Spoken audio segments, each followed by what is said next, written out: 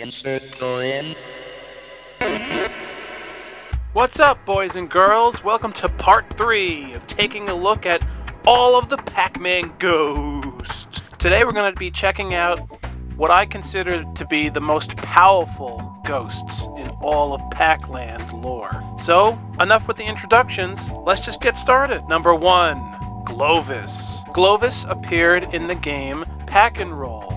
I remember this game well from my childhood. It's such a great game, and I think you could actually play it on Pac-Man Museum Plus. So Glovis is basically an alien ghost. The Ghost Gang come up with a plan to actually resurrect Glovis and call him in from outer space, and the ghosts basically do like a seance kinda to bring Glovis back, because they use the term like resurrect, and it kind of looks like they're standing almost in like kind of like a circle in front of like the piece of the UFO thingy. The legend of Glovis was that he was so powerful and so destructive that even the ghosts themselves in the past cast him away into outer space because he couldn't be handled. So the way they built up Glovis, they make it seem like he's actually the most powerful ghost ever, even more than Spooky. Looking at the storyline of Pac-N-Roll, I was just blown away because I think it's the best story in any Pac-Man game ever. And it's a DS game,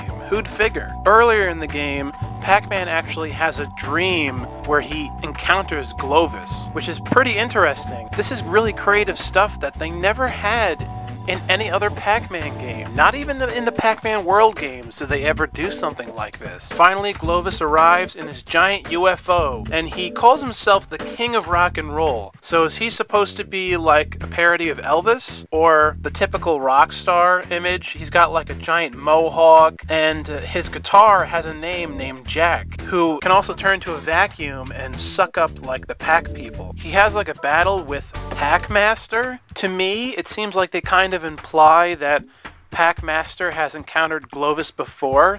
Maybe Pac-Master actually fought him when he was younger, like when Glovis was here on Earth in the past. And this is like their rematch. Of course, he can't defeat him, so it's up to Pac-Man to destroy Glovis and bring peace and prosperity once again to Pac-Land. I just love Glovis's design. He's so interesting and colorful looking.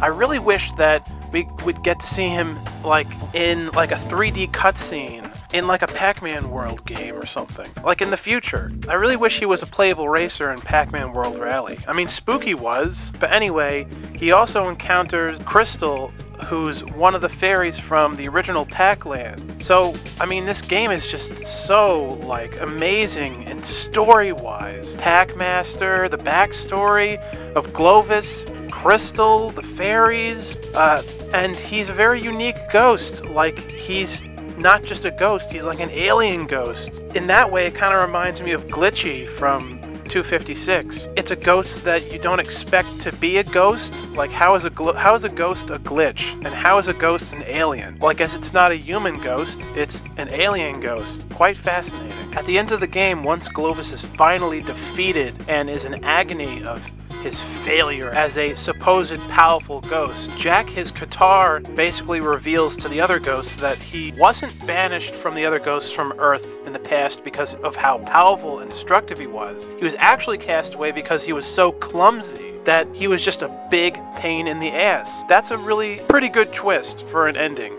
Corny, but I like it. Does this kind of ruin Glovis as a threat, as a villain for future Pac-Man games? Yeah, it kinda does. So that's unfortunate story-wise. But maybe, I don't know, they can have a story in the future Pac-Man game where Glovis somehow becomes powerful again.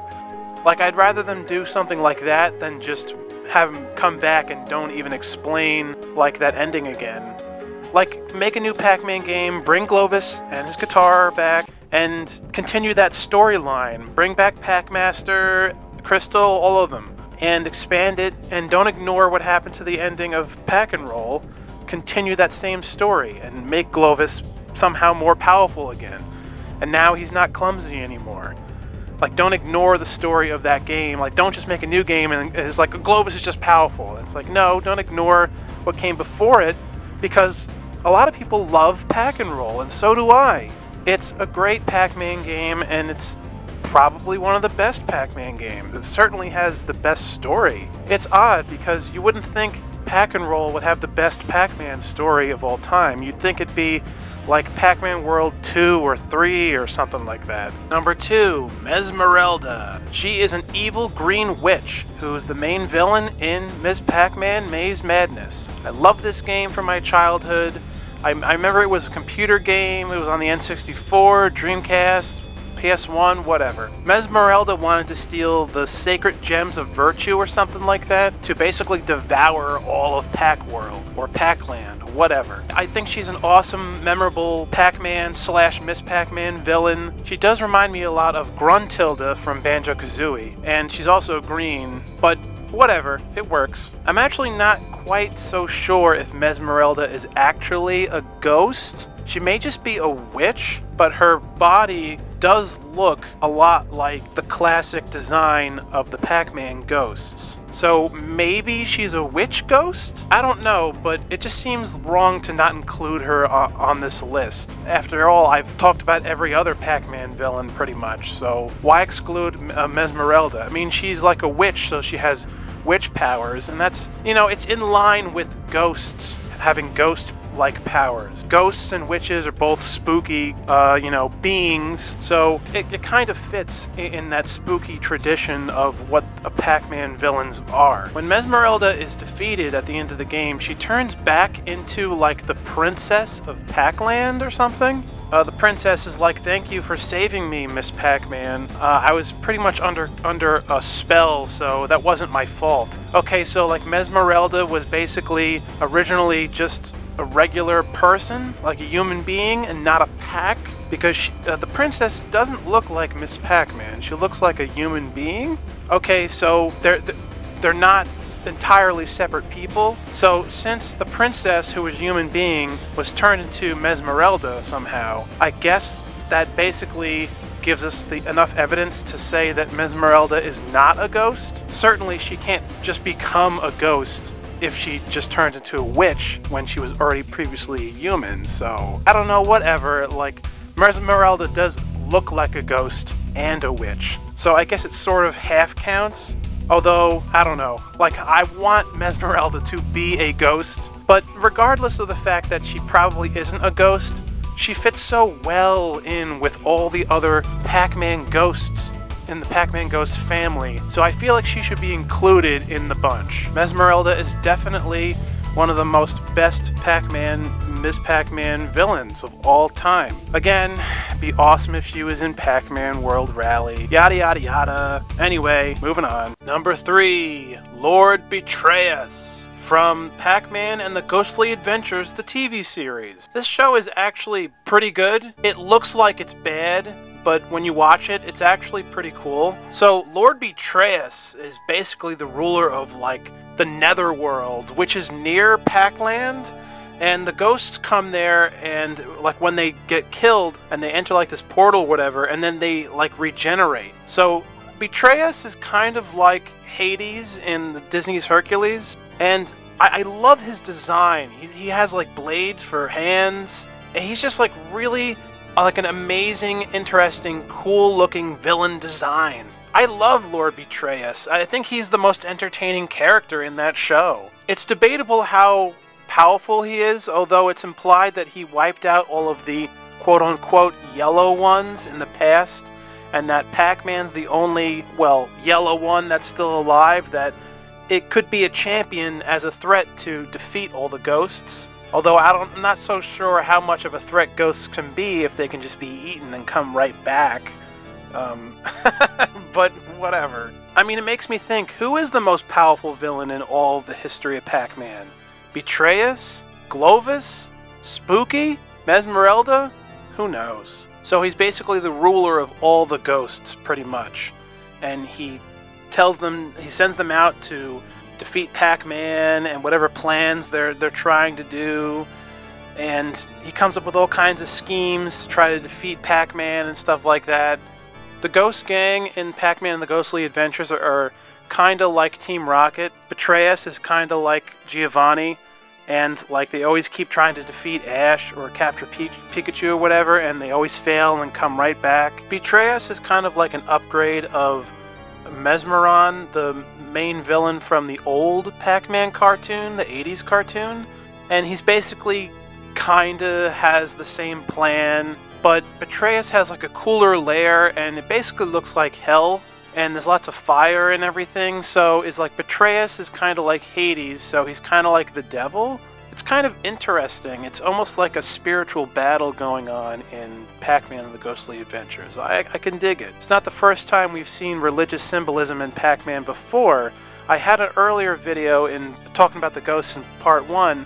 I talked about Spooky's storyline and how the golden fruit from the tree that Spooky crawled out of, like Spooky represented the devil, and the golden fruit like the forbidden fruit from the tree of the knowledge of good and evil. Betrayus used to be a human being, and then he was killed, and when he becomes a ghost, the blades on his hands are like prosthetically there, and it's like a mechanical arm he has to like represent hands, because the ghosts in Pac-Man don't usually have, you know, arms and hands. But Betrayus found a way to make himself more powerful even as a ghost. His brother is president of like Pac-World or whatever, and his name is like Spheros or something. They still hate each other as brothers, and they're both trying to defeat each other. It kind of reminds me of The Lion King with like Scar and Mufasa, and their battle for like the Pride Lands. When he was young, he was a commander, and he tried to basically take over Ghost World in what they called the Ghost Wars. Really good storytelling. Stuff that we haven't seen story-wise in Pac-Man before this show. You go from the first game, which is just a yellow guy eating dots and turning ghosts blue, or monsters blue, and then 20 years later you got something like this. It's just amazing to me how you could have such a simple thing right from the beginning and turn it into something truly even more amazing and more remarkable. Pac-Man truly lives on. Lord Betrayus actually did appear in a Pac-Man video game. The Pac-Man and Ghostly Adventures video game, he was the final boss. But I really wish that Betrayus would appear in like the regular version of Pac-Man games. Like you could see him alongside with Spooky and all the other big, more powerful ghost villains of Pac-Man. Obviously his name comes from the words betray and us, which is interesting because he's basically like the devil, so he's like betraying everybody, you know, betrayal, evil. I love Lord Betrayus. I hope we get to see him again. Number 4, Ghost Lord. Ghost Lord is from the unreleased PlayStation game Pac-Man Ghost Zone from 1997. It's too bad this game was never released because it looks really awesome. Like I said in a previous video, I wish we could have gotten both Pac-Man World 1 and Pac-Man Ghost Zone. Don't just completely abandon like the whole game, because it has a really cool concept. Ghost Lord is basically the leader of the ghosts. His body's like a circuit board of an arcade machine, of the Pac-Man arcade machine. He like presides over the ghosts, you know, bosses them around. Basically, he is like the king of the ghosts in the Pac-Man arcade machine, and it's really interesting, this idea. Like, this game of Pac-Man would basically establish that Pac-Man is an arcade game in the game series. It's not like its own world in our world, or it doesn't have its own real world. It's only a world in the Pac-Man arcade machine. This game like is trying to attempt to explain where Pac-Man land is or whatever. I don't know. Where Ghost Lord comes from is a mystery. How he becomes the Ghost Lord is also a mystery. What's the most fascinating thing about him is that from the concept artwork, it's shown that his face is a black orb. So he must have somehow became powerful, got this like circuit body, and now becomes like the boss of the ghosts. I love his design. He is such one of the coolest villain designs of all time. I mean, he kind of reminds me of Vector Man from the Sega Genesis. I love like the palette of his colors, the green and purplish colors. Now, at first I thought since he's the Ghost Lord that he would be a ghost inside of like a robot body, and that's basically like the circle, like his mask, like is basically a ghost behind there. But if he's actually just a black orb, does that mean he's not a ghost? And he like just tricks the other ghosts into thinking he is a ghost? I don't know. If I'm going by this little theory I'm trying to think of here, just spitballing, what if Ghost Lord Lord isn't a ghost. So if he is indeed this black orb thingy, is this black orb thing supposed to represent one of the like pieces of a circuit board that is in like video games or something? I don't know. Is the Ghost Lord kind of like Glitchy from 256? Is Ghost Lord a digital ghost? Because now he has like a circuit board body, which makes him more powerful than the other ghosts. Is Ghost Lord the most powerful ghost villain in all of Pac-Man history? Is he more powerful than Betrayus? Than Spooky? Maybe not, because if he's just refined to the arcade machine, then I don't know, whatever. I suppose it doesn't matter or count because this game was never released, but it's still fascinating to talk about. And it's not like they have to like leave this in the dustbin of history. Why not make Pac-Man Ghost Zone now? Do it now. Bring back the Ghost Lord, and it would be amazing. Anyway, I do really love Ghost Lord. He's probably the best thing about Pac-Man Ghost Zone, and I hope we do see him in the future, but we probably won't.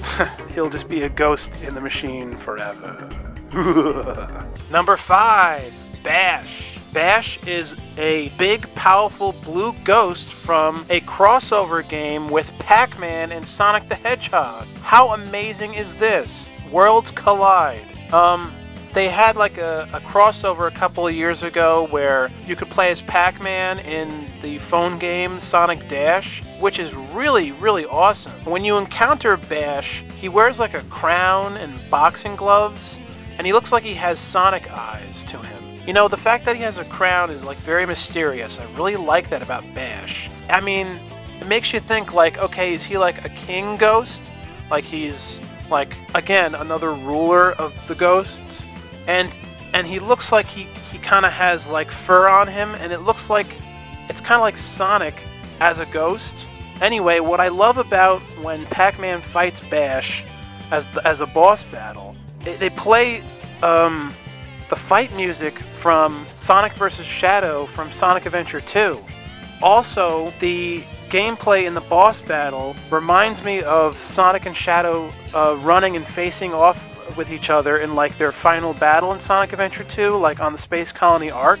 So it's really like nostalgic and badass that they thought of like all these things that they could do with a Pac-Man Sonic crossover. I hope we get more Pac-Man Sonic games in the future. Of course, Pac-Man and Sonic have appeared together before in Super Smash Bros., but this time it's even more special because you got Pac-Man doing Sonic's gameplay. It actually works quite well because Pac-Man does rev into a ball, just like Sonic. Or he is a ball, you know, whatever. A Pac-Ball. I love Bash. I think he's awesome. He's probably pretty underrated because he only appeared in this one game so far. I think Bash couldn't be included in other Pac-Man games without it having to do with Sonic, although his design does look like Sonic as a ghost, and with the Sonic eyes and everything, like the design, so I don't know if we would ever see Bash again. Very cool character. He's like a new classic Pac-Man ghost villain. I list him with these other most powerful ghosts because he is bigger than the other ghosts, and he has a crown, and whatever. I mean, we don't really know how powerful Bash is, but if he appears in another Pac-Man game, we could see him with even more powers. Number 6, Ink Master. Ink Master is the final boss in the DS game Pac-Pix. Another great Pac-Man game from 2005, the same year as Pac-N-Roll. What a great year for Pac-Man, 2005. I miss them days. Love the 2000s. Anyway, back to Ink Master. I actually would argue Ink Master could be considered a ghost because he was created using ghost ink. So if he was created entirely using ghost ink, does that mean that he basically becomes a ghost? Kind of like combining a bunch of ghosts into one being? So then he would be a ghost, right? Kinda? Sorta? Maybe? Ink Master is pretty cool. He only appeared in Pac-Pix. And apparently, the ghost ink was created by some wizard in the game or something. I mean, that's interesting. I like how they leave it open-ended.